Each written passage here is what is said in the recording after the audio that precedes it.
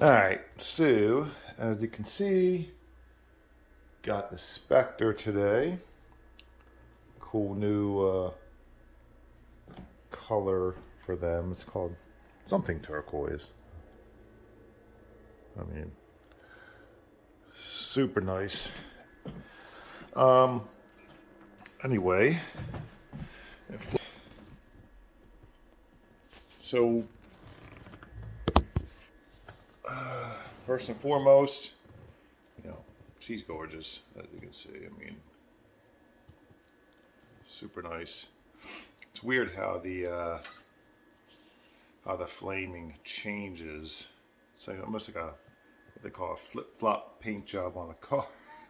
I turn the bottom wing, when I turn it this way, it starts to vanish, the flaming, and the top wing really stands out, and vice versa. It's the opposite effect when I turn the other way, man. It's like this wing, the bottom wing, really stands out, and then this one fades. So kind of weird, kind of cool. But you can see the headstock is matching.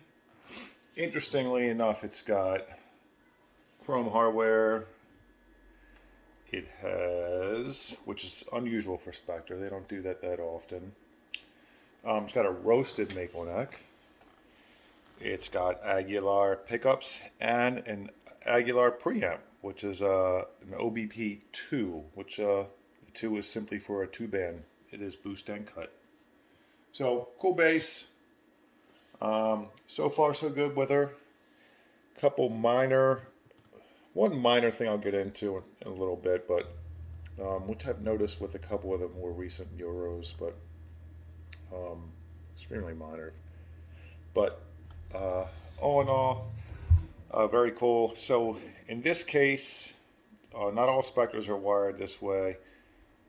Just depends on the model that you have. Like I have one that has a piezo and it's got all kinds of weird, it's got 5 tops on it. But anyway, this one is volume, and then treble bass. So, of course, this being the neck pickup, this being the bridge pickup, and then you got your treble and your bass controls.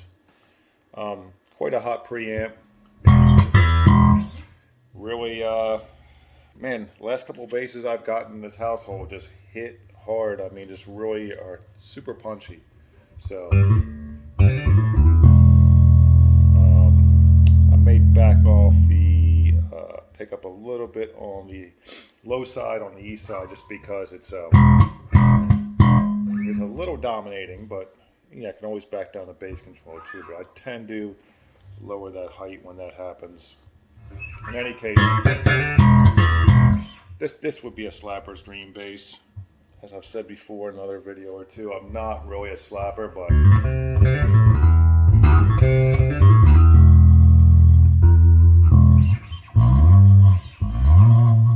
it's got but I can tell without even gigging this thing, it's just gonna cut like nobody's business, man. So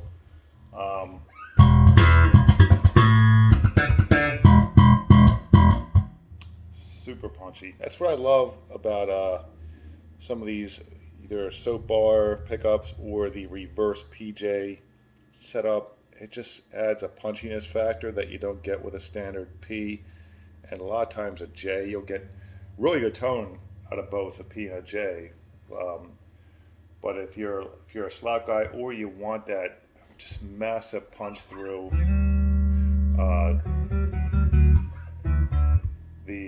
a soap bar arrangement or a PJ reversed P might be a better move for you. So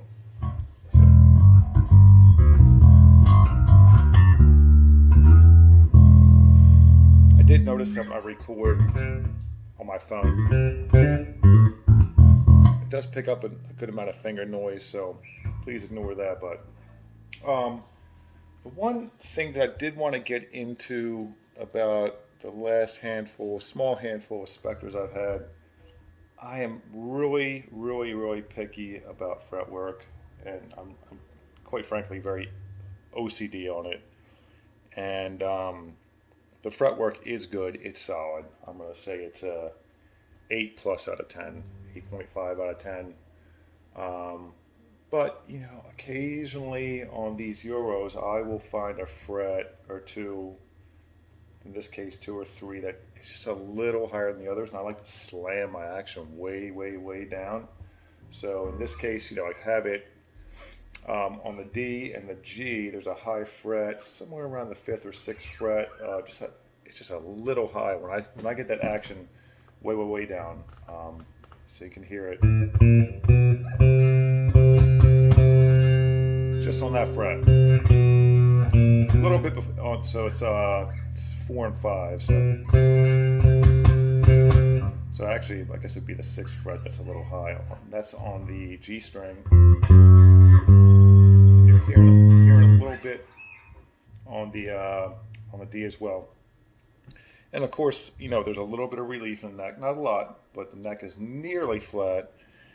And I got the saddle slammed down to just about where I keep them on my US Spectors and some other high-end basses I have, and I can't quite get down that low on this bass, almost. And the same thing with the LT that I had, and you know, a couple other Euros I've had. You can get them down, I'd say medium to almost low, but ultra low, not without a minor leveling. You know, I don't think it's going to be anything major, but looking down the neck, I can just see a couple of frets way up around 5 and 6 that are just a little high. I think there's one probably around fret 14 or 15 as well.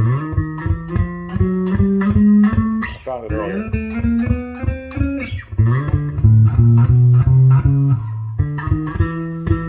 That's it. So it's fret 14.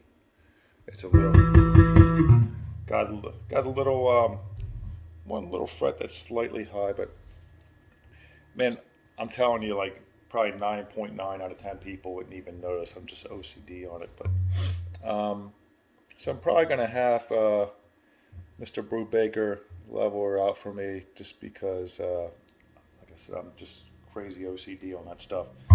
But beyond that, so far so good. It's a winner. I really dig the bass. It is incredibly light. I think it's under 7 pounds is what Bass Central told me when they sold it to me, about 6.8 pounds. So, yeah, really.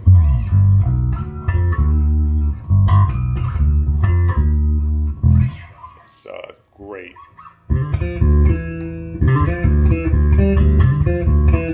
Just cuts. So anyway, that's it. Just a quick overview of this bad boy, new in the stable. Totally digging it. Thanks.